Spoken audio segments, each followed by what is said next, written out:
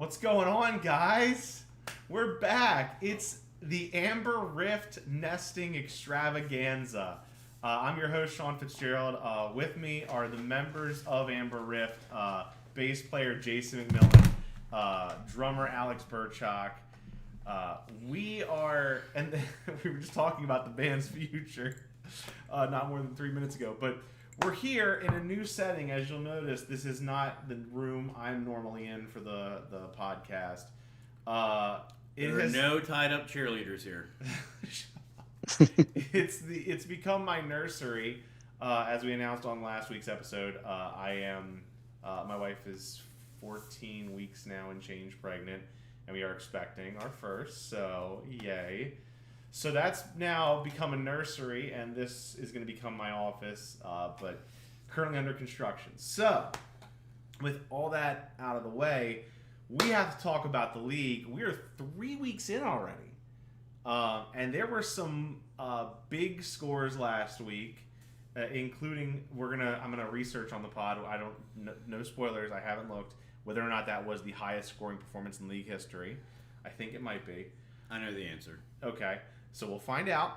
We're also going to talk about all the other week 1 matchups, the week 3 matchups, the waiver wire, and some big money fab, the biggest fab purchase of the season, Daddy Warbucks coming in this week for a Miami Dolphin. Ooh.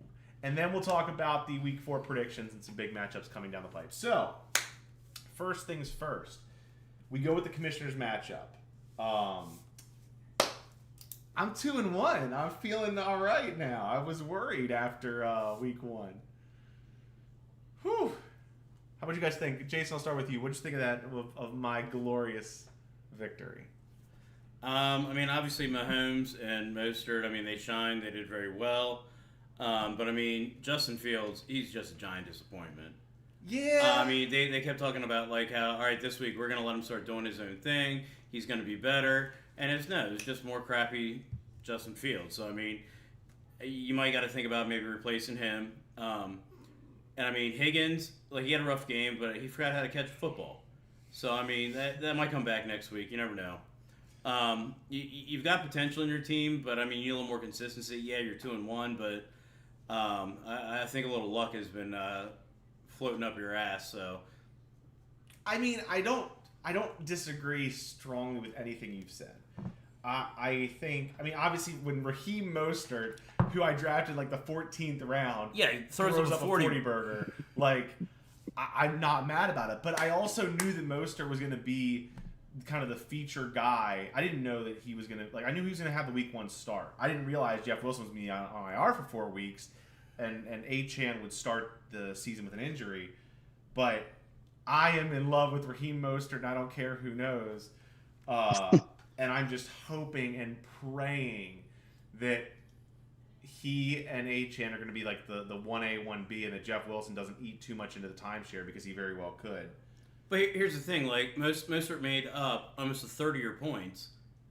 You can't do that every week, and you still weren't one of the top scorers with a 40-point person on your team. But actually, no, hold on. So when you talk about top scorers, I was 4th this week. Yeah, not top 3. Okay. It's a 10-man league. Okay. Jesus Peach. I was top 5. Good job. You're in the 70th percentile. I don't want to argue too much about my team. I was going to say, right now, for me to get wins at this point in time is huge. Because I haven't had a debilitating injury like Alex has, but I've had my share of injuries. I've had Saquon, who's been out who got injured last week, is going to be out this week, and a couple more. I've got Jerry Jeudy, who started the season injured and has kind of worked his way back. I had who else? You got Deontay Johnson on the IR. Right. I've had a couple injuries to guys who, while they weren't studs, they were starters. And Saquon was kind of a stud. So, if I can... And Justin Fields, as you've said, is kind of underperformed. I've majorly underperformed. I definitely have red flags, but I'm going to keep starting because the other option is Bryce Young. So I'm going to start Justin Fields until he turns it on. But, yeah, I shouldn't be winning this week. So the fact that it was number 4 in scoring and took a win...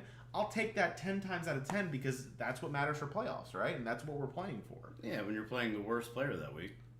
Again, I ain't going to be mad about it. Alex, what did you think of the matchup? I don't want to take too much more time on mine.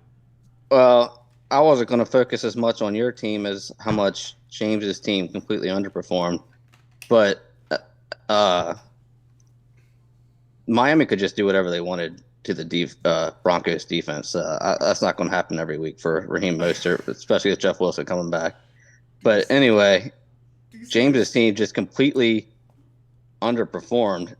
Yeah. I want to talk more about James's team and their underperforming. Yes, I definitely, yeah. So really quick timeout, though. You should have seen, Alex, the shit-eating grin on my face when you brought up the fact that my Miami Dolphins threw up 70 points on the Denver Broncos. They could just literally do whatever they wanted. Like they were unstoppable. This is the first time that my team has been a legitimate Super Bowl contender in my lifetime, and to do it in such a wonderful way where we're the talk of the NFL for a solid 3 days and everyone's just toasting the Broncos. Daryl, former league member, one of my best friends from college, avid Broncos fan, he literally texted me that morning and said, just don't drop a 50 burger on us. And it was like, I think I posted the messages in the league, but the long and short of it was like, all right, we're on pace for, what was it, we were on pace for something, 56. Then we're on pace for 70.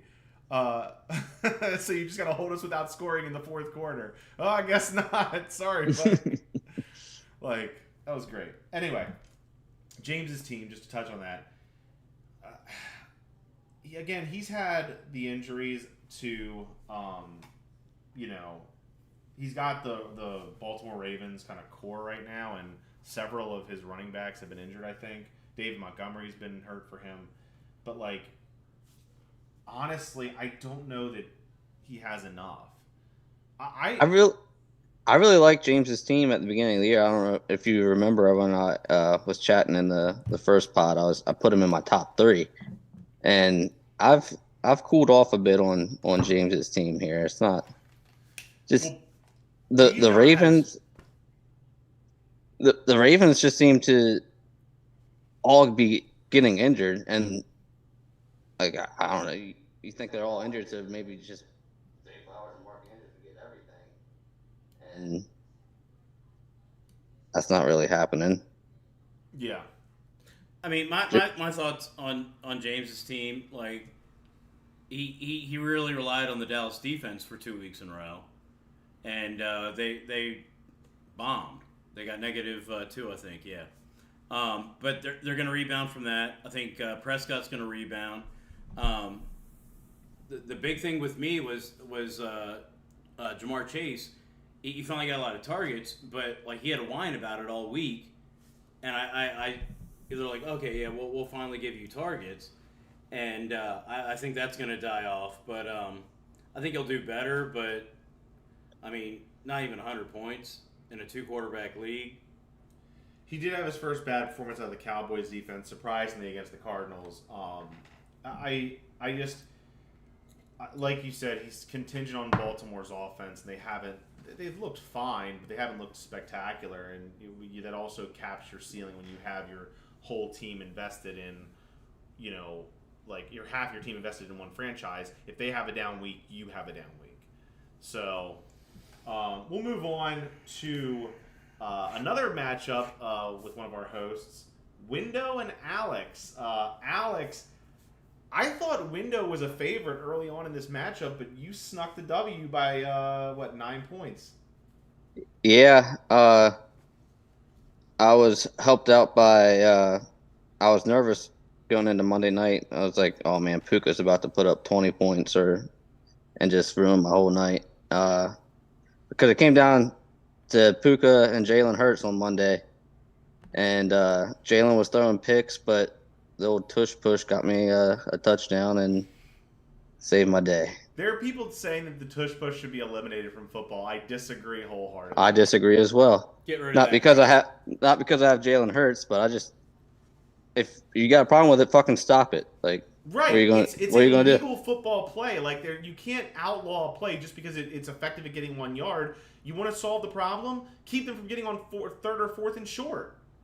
Yeah, I mean, all the Eagles have to do is get 8 yards and 3 downs, and Like, I mean, that's just an advantage. They have to get 2 less yards than everybody else because they have an automatic 2 yards at the end Every of the. team should No, be able but to see, do here's, this. here's the problem, though, because the only way to combat that is to jump over the pile. You jump over the pile, and you're almost always going to have a helmet-to-helmet on the quarterback.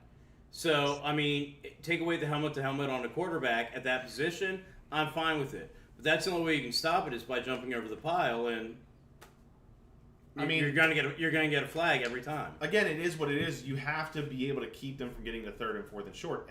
When I play Madden, if I have a 3rd or 4th and short, I'm doing a QB sneak because 9 times out of 10, Yeah, I'm QB getting a sneak yard. is one thing. This is not a QB sneak. It's a wedge. I mean, Jesus, Same Pete. thing. It's But No, this the Eagles perform it better than like other teams have tried it and can't perform it the way that the Eagles can with their extraordinary offensive line and a quarterback who can fucking squat a house. Like guess fair what? enough. I'll give you that. Guess what? They built their team that way. It's like punishing the Miami Dolphins for being right. really fast. We're not debating NFL rules and how Philly likes to fudge. I mean, Alex, honestly, I mean, Adams, he won it for you. Oh yeah, Devontae had a hell of a night against my Steelers. But the problem is the more Jimmy G gets comfortable with Myers, that's going to go away. So, I mean, that is a concern for me. And a lot of your team, they might have met their what they're supposed to, or they underperformed. No, I don't think my team is good. I bought myself one more week without any running backs to try to figure my stuff that's out. What really surprised me. I mean, you pulled off a nice week. I mean, that was I mean, you're number 5 in scoring. I mean, that's not bad at all to pull off a win at that point against the number 4. I think number 4. No, number 3. Number 2. 2. No, Number sorry, I'm 5. going the wrong way. So I'm not good with numbers. It's not like your job or anything. Anyways, So like I feel like I say this every week, but 0-3 and even 0-4 isn't a death sentence. I was 0-4 last year, made the finals. I feel like I repeat that ad infinitum, but it's true. Like, it's not a death sentence to go 0-3. But it certainly feels a lot better being 1-2 and in the thick of it than 0-3. So Yeah. I think for your side, like you said, to get a win is enough in and of itself. And you've got some talent on your bench. I think DJ Moore and Brandon Ayuk have potential, and the Muth too. I was surprised you started Hunter Henry over the Muth. But anyway, I went back and forth on that a lot.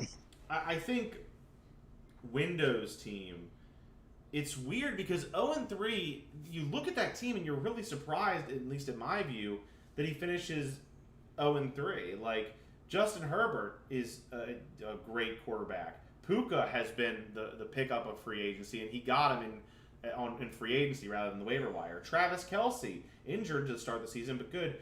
Brees Hall is really the biggest disappointment on Windows roster, and I think there's a lot of talent there. I think there's a lot of reason to be optimistic. But absolutely. The talent that Brees Hall has, it's just the offensive environment now is taking a steep decline with Aaron Rodgers being out. I mean, everything was dependent on him. Yeah. I mean, it's not just that Aaron Rodgers.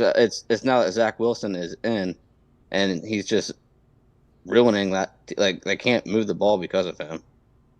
And window that also has Sam Laporta, Anthony Richardson, Tank Dell on his bench. Like, I'm not sold that window is dead. In fact, to be completely honest and transparent, if I had to pick one of these two teams in your matchup that I'd rather have the rest of the season, give me Windows team and I'll take the one-loss disadvantage. Seriously. Yeah.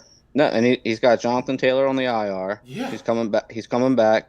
And for whatever, like, Window, I've noticed this. I gotta give him props. He's, since he's come in the league, Window is really good on the waiver wire. Like, he makes good pickups. Like Sam Laporta, Tank Dell.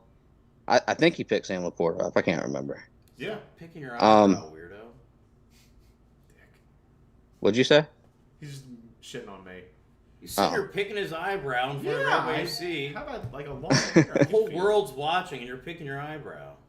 And Puka Nacua, Zach Moss, like, those are all great waiver wire pickups, and that's how he keeps his team alive a lot of times. Yeah. Because we all said at the beginning, we didn't like Windows draft, and the way you fix that is by being good on the waiver wire. Hey, sometimes that can keep you in a league, and even I don't want to say it can win you a league, but it can certainly get you further. It won me my championship. Philip Lindsay, I picked up I don't know, close to the playoffs, and I rode him through the playoffs to win. Fair enough. Let's move to our third. Yeah, I've got nothing else to say. Thank you. I'm sorry. Did you have something else to say? No. Go. No, I really didn't. You're such a dick. So, highest scoring matchup of the week. Jerry gets his first win in a big way against Zach, which must have been sweet, given how much Jerry shits on Zach's team every week. So I do want to look now. I need to know whether or not this was our league record. So I know I have. Where's our information for our group? I gotta find it. I have no clue. I went season by season. Actually, I went through every player to find their highest scoring game. So I'll see what you come up with. I know my answer. It's in our information. I don't know how to access that on Facebook. Give me a second. It's okay. This is just dead air. No one cares about this. We'll talk about the matchup. Alex, go ahead. So obviously Joe Burrow was hurt, and that's where that underperformance came from. But I'm actually, he had Matthew Stafford. Okay, never mind. I was about to say I was surprised that Jerry waited on Joe, but yeah, having Matthew Stafford, that makes it easier to do.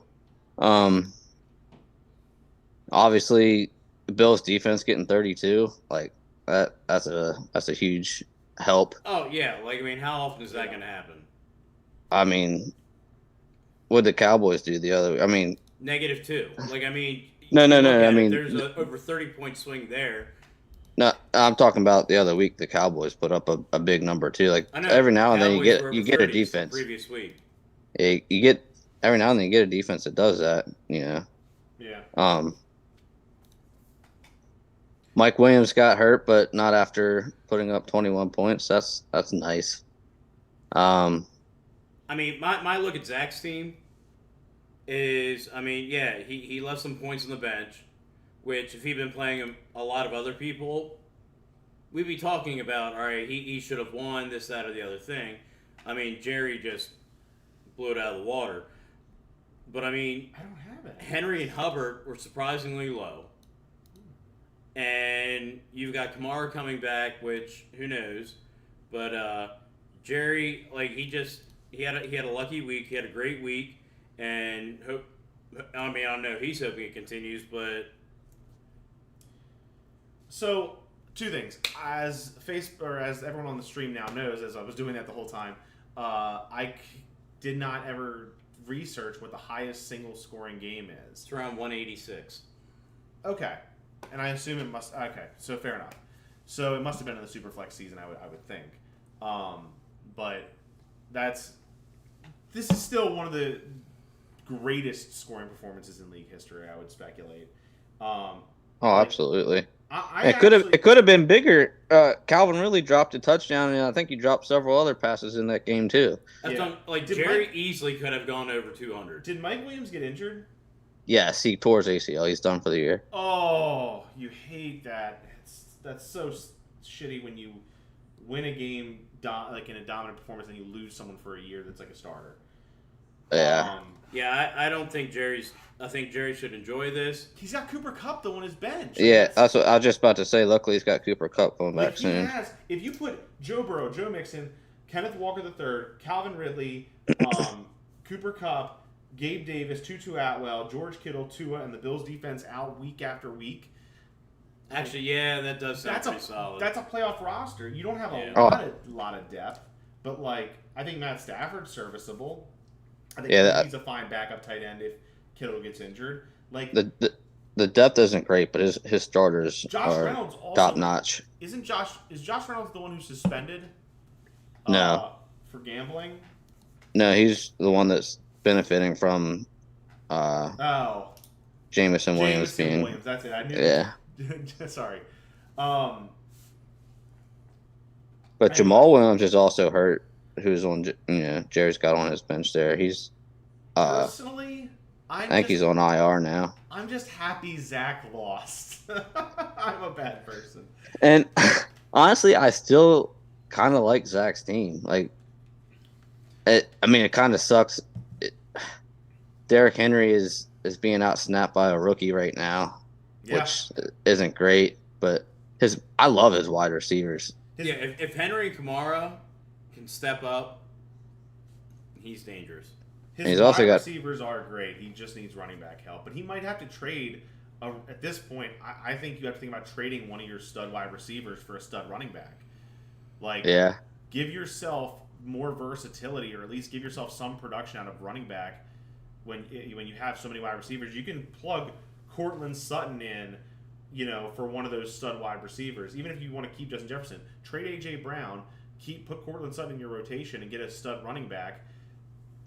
I think he's 2-1. He can be patient. He's got Kamara coming back and Jones coming back. Like, I also think Russell Wilson and Jordan Love they had performed above their value. No, Jordan Love, I think, is the real deal. Yes, that's what I think Jordan Love is very good, but I don't think he performed above. I thought you were implying that they would fall. He has thrown so many touchdowns this year already. Like, that's probably going to regress. The Packers have only scored one rushing touchdown this whole year. So I guess we'll see. But at the same time, Christian Watson's coming back, and that's just going to give him another good target. Yeah. Hopefully. No, I think Zach's team is still in the thick of it. Obviously, running backs are the big weakness, like we identified. But we had the closest matchup of the week by a narrow margin was Scotty versus Jason, the last non-podcast matchup. Jay, what were your thoughts on this one? Woo! All right. So I'm gonna dump on Scott's team. I think he's got stupid beginner's luck. Flat out. He has the second fewest points against. So if he throws in like a middling performance, like he's working out. He's kind of been in the 130s, but he hasn't had any solid teams like some of the rest of us have. And really, you look at it, it's Lamar, it's Tyreek, it's Allen. So I don't know. I just think he's getting that easy streak. So that's and I think Jason just played the wrong players. He shouldn't be concerned. I think he's got a good team. He's been consistent.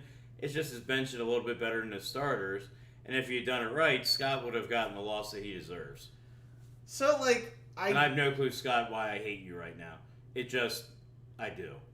I disagree.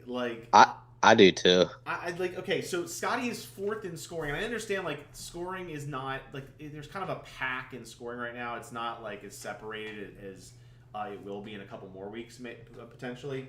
But Scotty is fourth in scoring, and he's right in kind of he's the upper end of that little pack in the total points scored. But his team is on paper. I don't want to play this team in the playoffs. Lamar Jackson, Josh Jacobs, Javonte Williams, Tyreek Hill. Josh Jacobs has been shit. He's got guys. Josh Jacobs is going to be better. I feel absolutely. His floor. He's on his floor right now. I'm a Raiders fan. Yes, I want Josh Jacobs to be better, but Lamar Jackson, Tyreek Hill, and Josh Jacobs Allen can get you 100 points between them, and that's not an exaggeration. And look at this past week: Lamar Jackson 28, Tyreek Hill 26. So we're at what? 54, 36 plus. We're talking 90 points between three players. Yeah, it's not going to continue. Yes, it will. No, it's not. Tyreek Hill and Keenan Allen are top 5 in fantasy. No. And I'll cover Tyreek Hill when we get to the matchups next. And Daniel Jones isn't always going to be a 4-point quarterback. He was playing San Francisco and San Francisco. On the flip side, Jason Smith is 1-2. And yeah. He's been hit by I think his team is dangerous. But any week you don't get to start Austin Edel and Jalen Waddle because they're both out. Austin who? Austin Eckler. There you go. What did I say? Edel. Sorry. Austin Eckler, Jalen Waddle. Any week you're not starting them, you're gonna be hurting.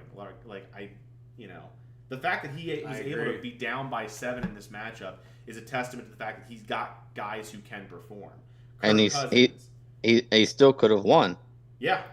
That's the thing. That's the team I'm more scared of. I'm more scared of Jason than Scott. Well, and to Jason Smith's credit, he did start the guy he spent $600 to get. He did start Jerome Ford when Jerry gave crap on the podcast about him not he's gonna start him. He's gonna start him, and I was like, I don't know that he is.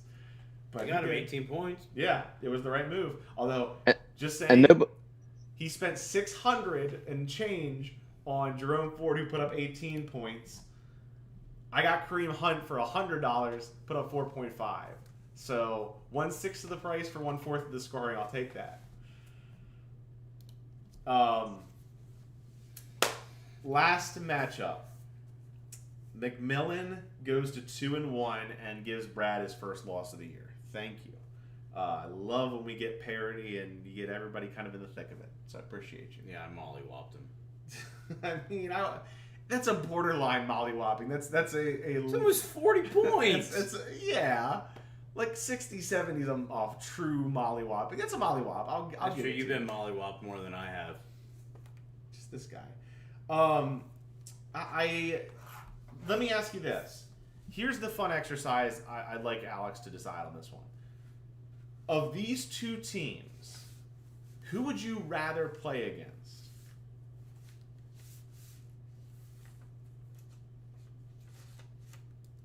That's actually kind of tough. Right? That's the struggle I was having when I was looking at this matchup. I think I want to say Brad, but that's only because he's got guys, but they're like Jahan Dotson, Garrett Wilson, Dalton Kincaid. Travis Etienne, even to an extent, are not quite performing to what I think they can. So I think if those guys perform to their full potential, Brad's team is scary.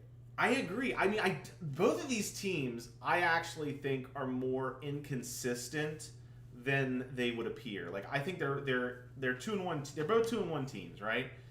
They're both though have guys who I think are boom bust. I think Michael Pittman is a boom bust guy. I think Najee Harris is kind of a boom bust guy right now. Just bust. Yeah, I mean, just bust. I think Najee's. That's but tough. I mean, Debo, Stephon Diggs can all have bad days at the office. Diggs, I think, has a little more solid of a floor. But San Francisco, you never know who's going to be the guy to get targets, except for Christian McCaffrey. Will be that guy. Deshaun Watson, I think, has a low floor that is going to come out in some weeks this week. Trevor Lawrence hasn't been as good as people thought he would be this year. So, I think there's a lot of consistent guys on that roster. And same goes for Brad's team. Etienne, Jahmyr Gibbs, Garrett Wilson, Jahan Dotson, Dalton Kincaid, Kyren as Eckler comes back from the injury. Are these guys you trust week in, week out? And who's on their bench? Kyren Williams plays for the Rams, and he's got 100% share of the backfield right now. Nobody else got a single carry. Sorry, I'm conflating the LA teams. And You're right, because Cam Akers is gone. Yeah, and that's insane that he only got 7.5 points with the workload that he got. Well, I think that'll change once they get more comfortable with him. Yeah. I mean, there are a lot of still inconsistent. I agree that Kyren Williams, if he's the bell cow, I apologize. He is going to be a start every week player. But these teams seem to have players who are boom bust in my view, and these are teams that I actually think might be fighting for a playoff spot come year end, even though they're both 2-1 right now. So yeah. If I'm wrong, I apologize, and if you both make the playoffs handily, I will eat my words. But if you both are fighting for a playoff spot come season's end, bookmark this is the moment I called it. I mean, yeah, good job. You picked 2 of the 10 teams to be fighting for a playoff spot. No, Congratulations. I mean 7 through 10. 7, 8, that range. I mean, there's only so many spots, statistically speaking. Anyways, I do agree. I'm highly inconsistent. In any given week, any of my players can do well or crap the bed. So, even if I make the playoffs, I'm worried. And would you agree with Brad that Brad's is too? Oh, 100%. Yeah, like I'm not wrong. I'm not crazy. It just happened that I did better this week, but I don't have a deep bench. I saw some performance, but it was lucky. So You don't have a deep bench, and outside of Christian McCaffrey, your running backs are super shaky. yeah, that's why I said not a deep bench, asshole. I mean, even your starters, Damian Pierce and Najee Harris, are super shaky. Yes, and no. I think though. Yeah, Pierce is a disappointment, 100%. I think though, like they have a. They're not. They have a mediocre floor, but it's not awful. Like this is about their floor, I'd say. I mean, they're better than the running backs that I have. I'm just saying. Yeah. Anyways, we can get off this. Well, I destroyed Brad. Let's just enjoy it. Last thing I want to say is to answer my own question that I posed to Alex. If I had to pick one of these teams that I'd rather play against, I'd pick Brad. It's because Brad's easier. I think that I'd rather play Brad than face McMillan's team. So anyway, let's go to the Fab news before we move to our predictions. You go ahead and do that. I might get a drink. Okay, so we're going through the Fab, and we have this might be a league record for the most money spent on a transfer. And he didn't even have to spend that much. I mean, he did what he had to do to get him. But I gotta say, I've had so much fun since we switched to Fab. Yeah, it was a great. I think did Jason Smith do that one too? I'm pretty sure he did. Literally all of our good rule changes, decimal. And in hindsight, I was kind of against decimal scoring, and now I would never go back. Like I hate non-decimal scoring. So Jason Smith deserves a lot of credit because he instituted a lot of the rule changes that have really benefited this league. But a league record. This is a Cristiano Ronaldo transfer signing, a league record in money on a Miami Dolphin. Devon Achane. And his name is pronounced Achane. So yeah. Wow. And I've got to say, I just appreciate Windows so much for doing it because I would have kicked myself if Jason Smith had gotten it for 307 when I bid 303. I would have been so pissed. So I really appreciate you, Window, and I hope Achane does great any week I'm not playing you. Well, you saw his Miami. I think it was like the top 5 fastest plays of the week. All came from Miami. No, of the year, of this season so far. So okay. Miami is a track team. Enter them in the Olympics. They're really fast. Okay, there's so many crazy stats that came out of that game. Just crazy things that happen. Devon Achane is, I think, running back 6 now. Yeah. It's nuts. He was inactive week 1. I think he got 3 carries week 2. As a Dolphins fan, that was the most satisfying game I've ever watched. And at one point, I was just thinking of that scene in The Simpsons. Stop! He's already dead. The Broncos were just getting beaten by Mike White. Yes, but it's great 'cause it's the Broncos. Just destroy them. Another crazy. Loved it. It was so great. I was a Miami fan that day. It was horrible and yet fascinating, watching a lion eviscerate some rabbit. And that's awesome to watch. Oh. I didn't see the actual kill, but I've seen him eating it. Oh. The lion. So, with that, Jason Smith got Josh Kelly. Window added Kadarius Toney. Scotty got P. Ryan, and Scotty also got Rashee Rice, I believe. So, I think there were a few other free agent pickups, but that's the waiver wire. And now we go to our predictions. And What's up, buy and sell? Oh, that's right. I forgot buy and sell this week. I apologize.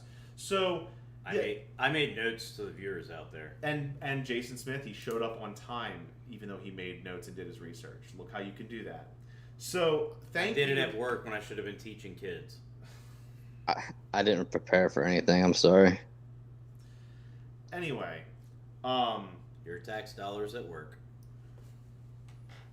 I assume you're joking. So anyway, we're gonna move on to the buy sell. Give me a team you're buying or selling. Oh, Jason Smith, hands down. Buying or selling? Buying. Okay. I think he's gonna explode. Okay. Okay. I mean, I think Jason Smith is. He looks scary to me. That's fair. Let me pull up his roster real quick. I mean, the whole time we're talking about Scott and everything else being scary. Like I knew that Jason Smith was my bye team. Yeah. I think he is the one that is scary. Yeah. I agree. I think he is a scary. I'd rather play him. I'd rather play one of those like you or Brad at 2-1 than him at 1-2. Yeah, I would agree with that. And I'll talk more about him when we get to his matchup. But that's my bye. If I had to pick a bye, it would be Scotty for the reasons that I mentioned. During his matchup, I just really think his roster has 3 of the most explosive players in fantasy, and he has enough talent elsewhere, enough of a high floor elsewhere, that I really think he's going to put up big points on a consistent basis. I also agree with buying Jason Smith's team, but my official buy would be the highest score of the week, Jerry. He's put up 175 points, and he's got Cooper Kupp coming back. Yeah. I think Jerry's going to be. It's set up to be very good for the rest of the season. I agree with both of your buys. Like I am buying all of those as well. So who are you selling, Alex?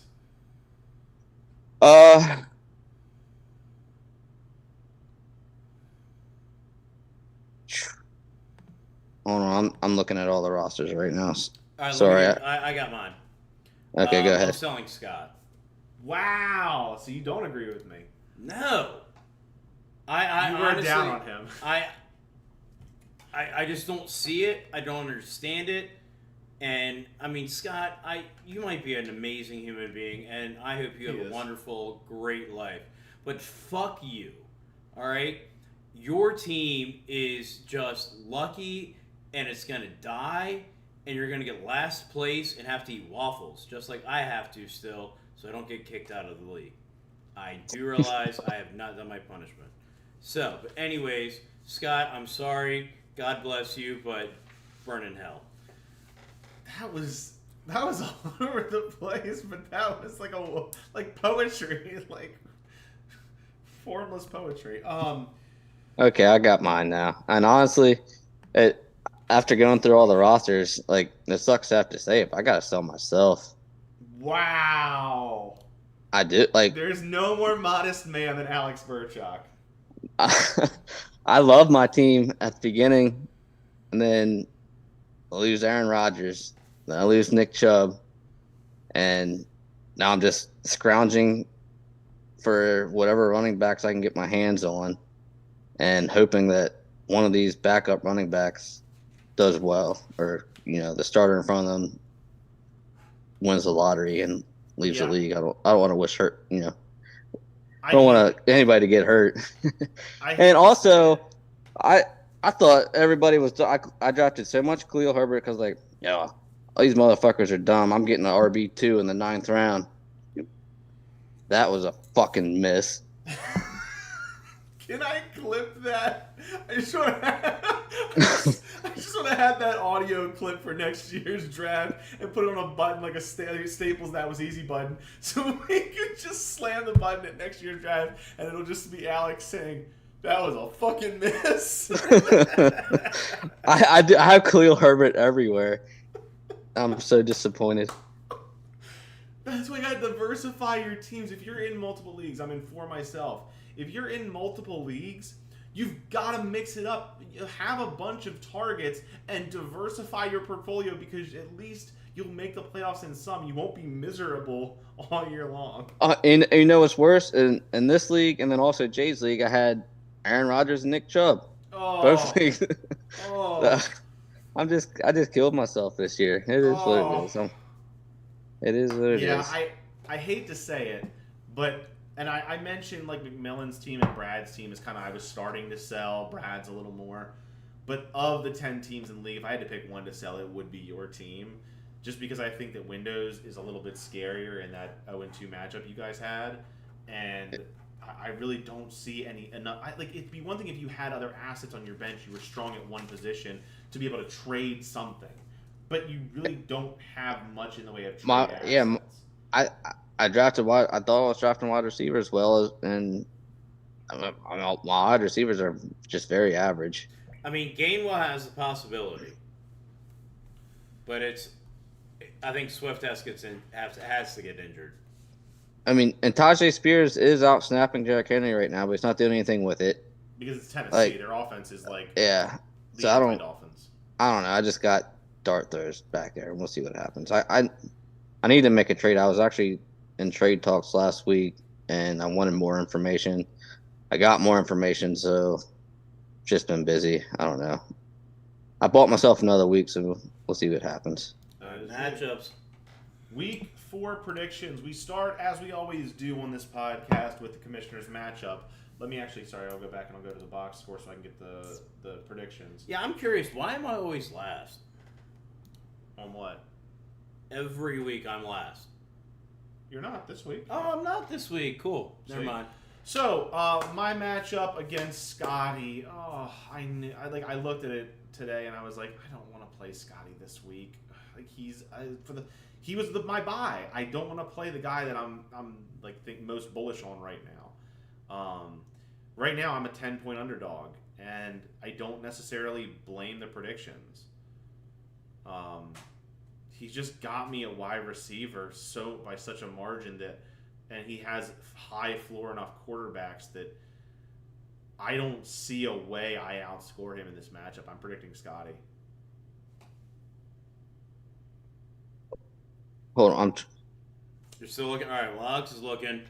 No, I'm trying to get I don't know what to. It keeps bringing up the fantasy cast, and it's not giving me the projections. You gotta go to scoreboard. Go to scoreboard. Scoreboard. And Okay. So while you're doing that, I really think that in your lineup, Fields, he's overprojected. Yeah. He's just hot garbage right now. So hopefully maybe he steps up. But I think Swift, Mostert, Mahomes, they could all have just monster games this week. I think for Scott, Jacobs has been struggling. I think Hill is going to be double teamed. I don't think he's going to have a big week this week. I think they're going to try and shut him down after 70 points against somebody else. They're going to do what they can. So I think he's going to kind of fall out. Allen and Madison, they can go either way, but that's what it's going to hinge on. If they do well, he's going to beat you. If they do poorly, which I think they're going to do, I think you're going to win. So I've got you as my winner. Fingers crossed.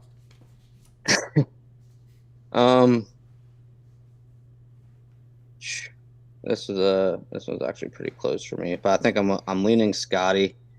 I like the Denver Chicago matchup. I know that those offenses are both terrible, but so are the defenses.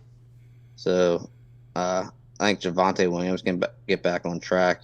I mean, obviously Tyreek Hill, Devontae Smith, and Keenan Allen are just excellent wide receivers. So I lean Scotty a little bit that way as well. Obviously Patrick Mahomes can just do Patrick Mahomes things and put up 40 on any given week. And you guys, I didn't realize you also have Justin Fields down here in that same matchup I was talking about with Javonte Williams. That could just be a shit show of a game. Like it could just, I could see that game ending 7-3, or I can see it ending 40-35. Like, yeah, I think you're looking more at a 7-3. I mean, those defenses are terrible though, and the offenses are terrible. The offensive had playmakers though. They do, but like the Broncos have had turnover issues. The Bears just can't get it going on offense, and again turnover issues. Like I don't know. I'm not going to expect much out of Fields until he does something for me, which sucks out of my second round pick. But yeah, I understand how you feel, Alex.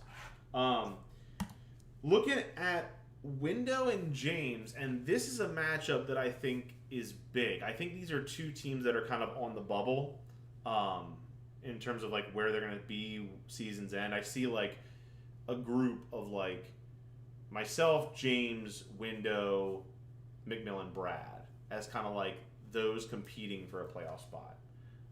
And probably Jerry too. I would lump in that mix. I think he's on the upper end of that area, but that's kind of the pack right now in my eyes, and I think these two are very close in talent. I mean, I think with James, Andrews and Flowers are capable of much better, and I'd like to see That them Cleveland do better. defense is tough. What? That Cleveland defense is tough. Yeah. I know, but I'm just saying, like, they need to do better, and they're not. I think Michael Evans is risky right now with New Orleans with what's going on with Carr and his shoulder and everything else. But honestly, I think it comes down to Richardson on Window's team. I think if Richardson has a good game, Window wins it, and that's what I think is going to happen. So I've got Window. So Richardson, let's note, is questionable with that concussion issue. Yes. So I'm saying if he plays and he does well,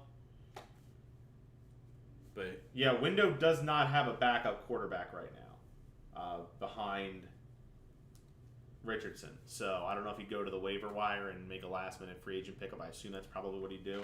so if that happens, I'm going back to James. But if he plays, I'm going Window. I actually think. I mean, Alex, do you have your take?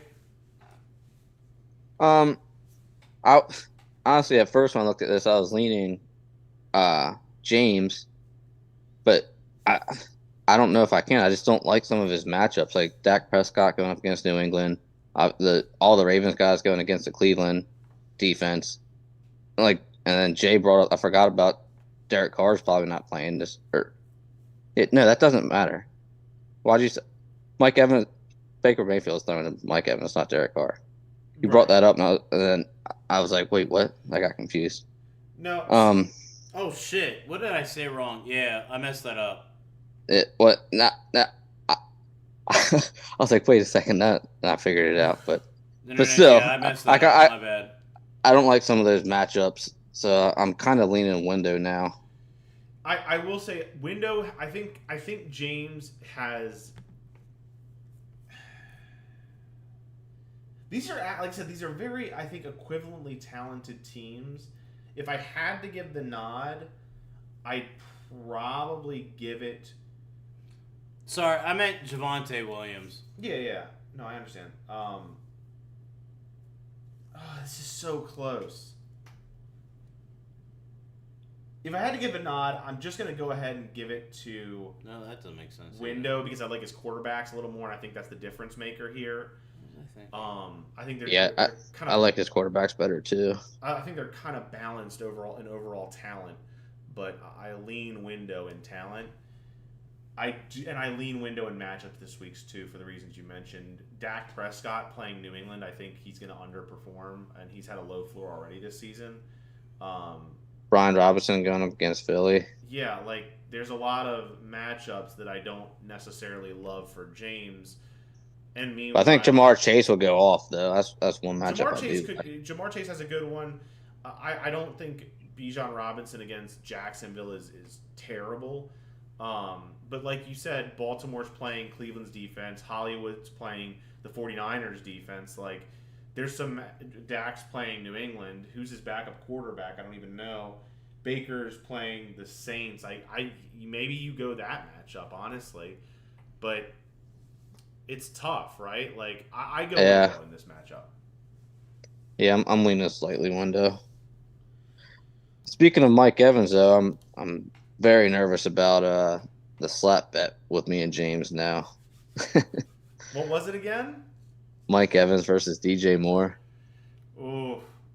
Like, I didn't think the Bears' offense was going to be good, but I didn't think it was going to be this bad. Yeah. No, you're right.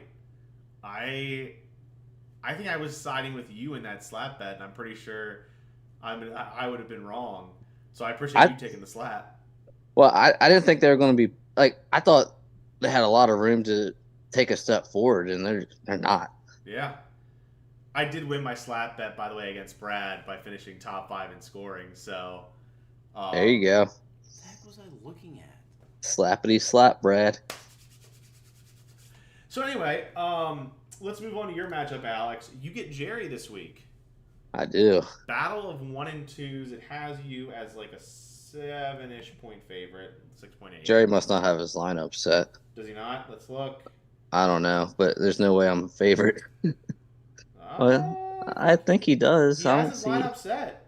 I don't see anything unless, yeah. Interestingly, not only are you a favorite, but you have a higher weekly scoring average. Didn't Jerry score really bad one week? Yes. Yeah. He hasn't scored to his capability, and I do think this is the week he does. I think he's got a lot of. I think both of you actually have some decent matchups. I just really think Joe Burrow and Joe Mixon will put it together in 1 week, and I think this might be the week against Tennessee. I agree with you on Joe Burrow, not Joe Mixon. He's got a high ceiling too, man. As someone who's used in the last couple of years, Tennessee is a pass funnel defense where they're going to stop the run, and Joe Burrow will be able to just throw all over them. And who else is Jerry benefiting from? Oh, only QB1, Tua Tagovailoa. Oh yeah, Tua can put up 30 points a game, no problem. Tua is Patrick Mahomes' ceiling level now, or like he has as high of a ceiling as any player in fantasy football right now. Yeah, it's hard to argue against that. Being a Dolphins fan right now. I do love the Raiders matchup against the Chargers. Jimmy G and Devontae Adams. I hope they have a big game. That's what I'm banking on to get most of my points from. I think So Ayuk could if he plays, he could get them out to a big lead, but I don't know. I feel like Arizona could surprise you like they did last week, but I just don't think they will with the 49ers. So yeah, I'm leaning Jerry. My computer was on something the wrong year. You're fine. I thought you were at Sean's house. I am. Oh. I was looking at my computer and it had gotten mixed up, and I started speaking gibberish. So you're fine. I'm back at it. So yeah, I lean Jerry in this matchup just because of the matchups. Like I said, I really think I said matchups twice. I really think that of the, like I said, Bengals against Tennessee, I don't think Calvin Ridley will have a hard time against Atlanta. I don't think the Rams will have trouble throwing the ball against the Colts. I think that might actually turn into like an offensive battle if Richardson plays. Tua is going to get his. I just think there's a lot of matchups I like in Jerry's team. Yeah, I got Jerry too.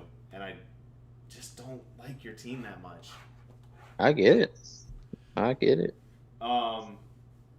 Here's a big matchup for 2-1 teams trying to really get themselves in the upper echelon of the league. Yes. You gotta tell me who it is so I can click on it. McMillan versus Zach. Okay. I've got Zach winning. For my team, Trevor Lawrence, Najee Harris, Damian Pierce, they all have to step up. They're not.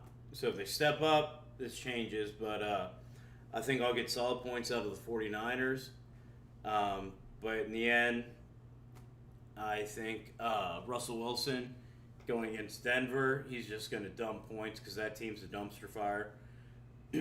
I think Kamara and I think Myers to the Raiders. I think Jimmy G is going to start finding him again. It's going to take some points away from Adams.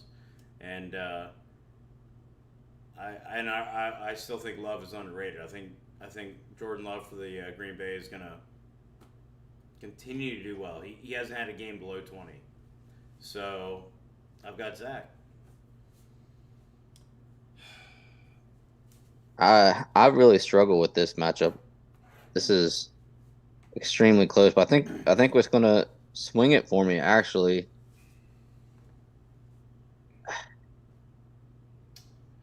I think I'm gonna lean Zach too. Um, I don't like Deshaun Watson going up against Baltimore. I don't like Damian Pierce going up against Pittsburgh. Um, I think that's what's swinging. Yeah, I think that's what's gonna swing it for me. Jason Smith, really quick, joined the chat. Said, "I made it. Disregard the name. It's a long story." I think he mentioned the story last week, um, but I think that was Jason Smith. I can't remember, but Jason said Russell Wilson going against Denver. I can't even. Yeah, my bad. He meant Russell Wilson going against the Bears. So this is tough. I really think these two teams have some talented players. Like they're like I said, they're kind of in the thick of that pack. I think they'll both find themselves like around 500 at season's end. If I had to give the nod to one team, it's because of the best, like top 5 receiver in fantasy football this year, and an all-around, like arguably wide receiver 1 in the NFL. It's Justin Jefferson, right? Like I like to see. I like to look for the. Both these teams have a stud. It's Christian McCaffrey and Justin Jefferson. But if I had to pick one of them that has the highest floor, I'm just a little more sure on Jefferson. So I'll lean Zach. I think Jordan Love also is probably the highest floor quarterback in this of the 4 that are playing.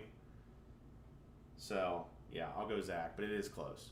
Yeah, so I want to comment on what Jason said. Yeah, so I made my notes, stone sober, focused, and I said Russell Wilson was playing against Denver. It happens. It happens to the best of us. It's written down. It's not like I messed up because I've been drinking. I'm actually trying to follow notes because I knew I'd be drinking. And apparently sober, I'm still retarded. So, my bad, guys. Doing my best. But it's actually scripted. So, let's see what Jason Smith versus Brad's going to come out to be. This isn't, by the way, as easy as I make it look. No, it's definitely easy. So, Jason Smith, Brad, two guys trying to get to 500. All right, we're going to see if double check team names. I don't think Brad's trying to get to 500. Oh, I'm sorry. Brad's trying to stay at 500. See, I'm telling you, it's contagious. Mistakes happen. Thank you. But this is why we have multiple hosts, so we can catch. He's been drinking coconut water. I like coconut water. No, I'm saying you're sober too. The big question here is the health of Jason Smith's team, right? There are several big players. I mentioned 2 in his matchup in the recap of the Week 4 matchup. Week 3 matchup.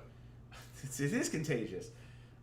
In the recap of the Week 3 matchup, I mentioned the 2 players he was missing last week that really contributed to his downfall. It was Austin Eckler. It was Jalen Waddle. Both questionable. Waddle's still trying to come out of the concussion protocol.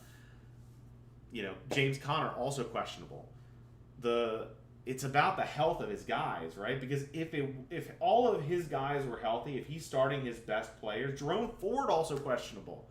Like, Brad wins. I don't know though. If his guys are healthy, I don't think so. I go Jason Smith every day. I'm not worried about Waddle. I think he comes back this week. It's just a concussion. I am worried about Eckler, but he's got guys to cover Eckler. But here's the thing: they only cover if he starts them. He's gonna start. He's gonna start Eckler, and Eckler's gonna shit the bed. All right, you know what? I've decided. It's Jason Smith, and here's why. Even if Austin Eckler does not play, even if I'm gonna assume Austin Eckler and Jalen Waddle both don't play. Worst case scenario, he loses his 2 best players at each, like his best player at each position that's questionable. While they're playing or beforehand? beforehand. This is assuming they So don't. you're saying play. if he doesn't even play him? Yeah, like assuming he can't play. See, Hold on. Assuming he can't play Eckler and Waddle, right? Here's why he's okay. If he can get Jerome Ford in, great for Eckler. If not, he puts in Roshan Johnson. Isaiah Pacheco. If he loses Jalen Waddle, he throws in Jordan Addison, Isaiah Pacheco at the. No, he can't throw in Pacheco. He throws in Adam Thielen. Like he's got guys who have decent averages and decent projections, that I think are going to live up to those. Yes, but they'll be on his bench. What? No, I'm saying if Eckler and Waddle don't start and he subs in, But I think they're going to start. and then not finish. No, I think he's going to have crap games. Oh, I disagree. I think if they play, they'll do well. No. Okay. Yes, I agree. If he puts those other players in, it's a new story. But right now, what he has, no. I go Jason Smith. Sorry, just too much talent. Yeah, Alex? I lean Jason as well. So I have gone against. And Yeah. we're going to see who is right. I mean, right? I don't know if Brad has his lineup set, but if he's starting Jahan Dotson and Dalton Kincaid, like I don't see him like that's Who else is going to start at wide receiver? Zay Jones is questionable. yeah, I guess he is. That's what it is. Is he going to start Rashid Shaheed? Like, Yeah. he just doesn't have wide receiver. He needs to make a trade. He needs to trade a running back for a wide receiver. Hey, Brad, I got wide receivers. You guys need to work that out. And Alex needs running backs. Figure it out. Figure it out. Figure it out.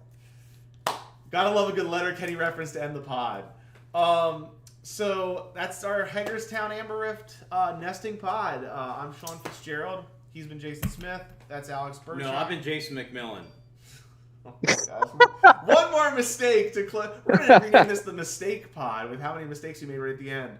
This is what happens when you bring Washington County onto the podcast. Fuck you. I love my roots. I don't live in Washington County anymore. Jason McMillan, Alex Burchak, Sean Fitzgerald. Thanks for watching. We'll see you next week. Love you guys. Eat dick.